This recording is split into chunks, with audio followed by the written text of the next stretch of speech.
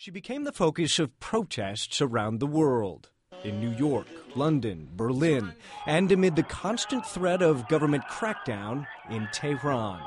Neda Agha Soltan had been an anonymous female face in the sea of demonstrators protesting the controversial results of Iran's presidential elections. Then, while walking with her music teacher, she was shot. Her last agonizing moments caught on camera and distributed everywhere on the internet.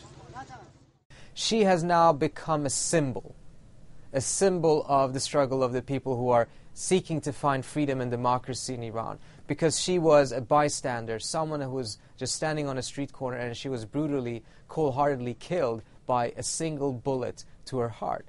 From Iranian authorities, conflicting explanations for the death of the 26-year-old woman who loved music, aerobics, and travel overseas.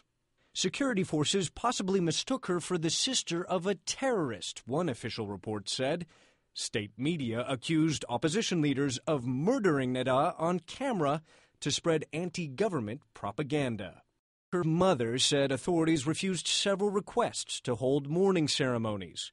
In a phone interview with CNN, Hajar Rostami called her daughter a martyr for her homeland. I always saw Neda as a martyr. Neda was a martyr for her homeland.